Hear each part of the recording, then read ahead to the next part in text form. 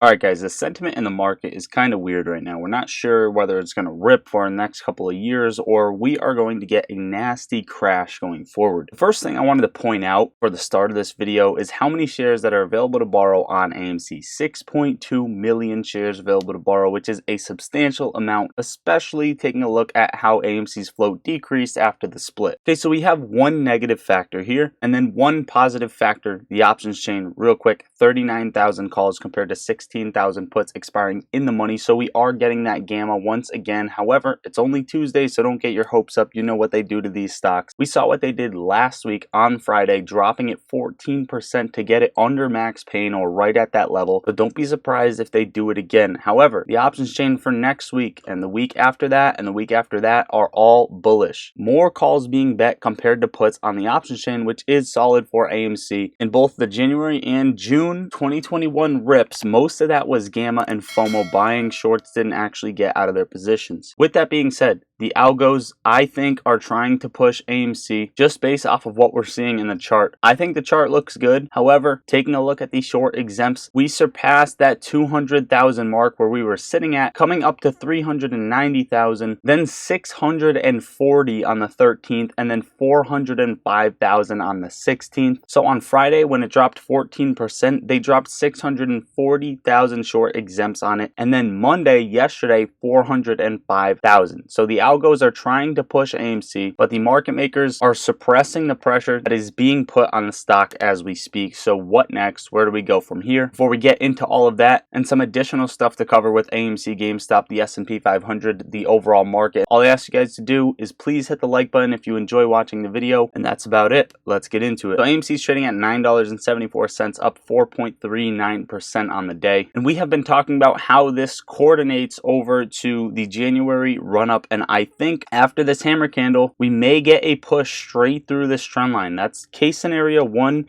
We're not quite getting it today. We are getting a 4.5% day, which is looking good. And of course, market makers are dumping short exempts on it, and they weren't doing that back in January. So all of this comes into play. All of this is a factor. And honestly, where AMC goes may affect where the SPY goes. We've talked about that before. I know it sounds weird, but it does correlate, believe it or not. If AMC gets a clean break over $10.38 and then a clean break over $10.75, I'd watch for it to enter the demand zone in $11.75 all the way up to $13.20. That's the level we're watching for the next leg up on AMC. If we get a rejection on any way up looking at that, then watch for a break below $9 as the support and then $8.60. If we break below both of those, it could get really bad and really bearish for AMC, coming down to that $4.75 Citigroup price target or that $5 price target from somebody else, which we are going to get into. AMC Entertainment price target raised to $5 a share from 50 cents by Roth MKM. These price targets really don't matter. It's just the fact that Citigroup and others are putting a similar price target on AMC, even though this is doing better than other streaming companies and other movie theaters, which is something that we are also going to touch on a little bit later on. GameStop, 2.5 million shares available to borrow, losing badly on the options chain. You're actually having a gamma ramp to the downside for the week so far, so be very careful trading GameStop. Short exempts, they are also stacking on this. I think they are pushing it down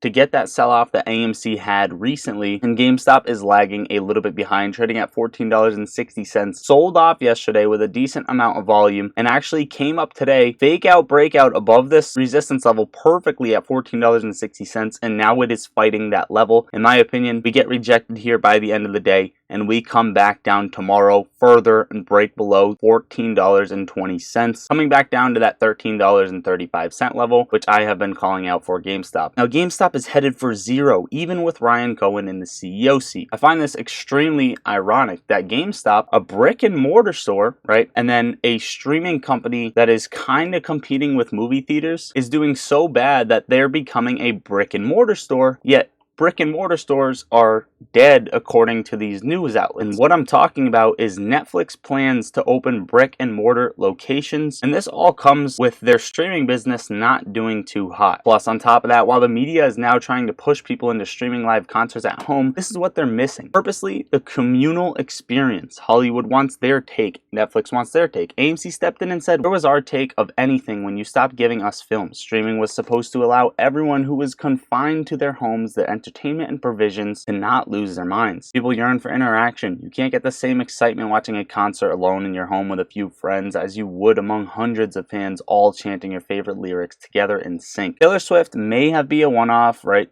AMC basically says they may not bring in the numbers that we expected them to bring in, but that does not mean that the next artist down the line won't do the same thing. Image control is in full effect, and AMC is now a major distributor. Netflix just made their move with announcing brick and mortar stores, theaters, so now we wait for Amazon to come to an important decision. AMC is fighting these big bosses, and as Investor Place states these negative things about AMC, it's good to know that other news outlets state the same things about other companies. Like Stranger Things won't save Netflix. This is like the same as the Eras Tour won't save AMC. I mean, two wrongs don't make a right, but hey. Now AMC, the new 8K, everyone's talking about. I don't see much importance in this. I've read several different tweets. I've clicked on the article. I didn't have time to scroll through the entire thing. Broke it down in ChatGPT. Basically, this is talking about the shareholder meeting, the voting, what's to come with the compensation, if this, then that, all those scenarios. Honestly, if you already voted, I wouldn't even worry about it. Or if you know what you're voting, I wouldn't even worry about it. Is this the end of naked short selling? Short sellers fine for naked short selling. We have seen that the SEC has been cracking down, but they also just added a division of examination. Announces 2024 priorities. SEC to probe transparency of fees, compliance with derivative rules, and liquidation procedures amid market volatility. Plus, on top of that, just to show you where hedge funds are putting their money or pulling their money, hedge funds short food, beverage, and tobacco stocks amid soaring bond yield. So not financial advice. I'm not a financial advisor, and I'm not telling you what to do, but hey, perhaps, if you want to squeeze hedge funds out, food, beverage, and tobacco stocks may be the ones that, Anyway, guys, before we get into the SPY, pop in the Discord. The link is right under the video and pinned in the top of the description. I used to never want to join a Discord until I did, and it was actually very helpful. And I think my server is the best one because it's the cheapest. Everyone has the best vibes, so whether you're a beginner or advanced trader, this is the place to go to talk stocks all day long, post your gains, post your losses, and we have options trading alerts in there. So get in now. The link is right under the video and pinned in the top of comments. Also, guys, if you want up to 16 free stocks, $400 cash sent to your account, use my link, download Moomoo, sign up and make a deposit. And if you end up liking the platform even better, transfer your stocks from other platform to this one to earn more benefits from there. So you can double stack these benefits. That link is in the top of the description and pinned in the top of comments as well, right next to the Discord link. Takes 2 minutes out of your day. Go do it. Plus you get free level 2 order book data, access to trading options, going long, going short, and more. Buy is trading at 435.92, basically sideways on the day, fighting this level of resistance. Not as much volume on yesterday's push. Compared to the days before where actually the SPY was selling off and ramping down. So be very, very careful trading the SPY. Even if it does come up and break over 437, the whole supply zone here, all the way up to 440.35. So 437 to 440.35, there is a major supply zone for the SPY. Just watch the volume. Be very, very careful trading it. Now, a couple additional things. Kevin O'Leary says a coming real estate collapse will lead to chaos and banks are going to fail because up to 40% of their portfolios are in commercial real estate. Speaking of banks failing, Bank of America just announced their earnings, but their HTM losses soared $131.6 billion, which is up $26 billion in Q3 and the highest on record. Just a little sprinkle on top, I am bearish on Nvidia over the medium term. Screenshot this. Finally, Binance to suspend all USD withdrawals. Overall, guys, that is what I got for you for today's video. Hopefully you enjoyed watching or found value out of the video. Make sure to hit the like button on your way out, subscribe to the channel, check the links down below. I love you all. Lottery Stocks out.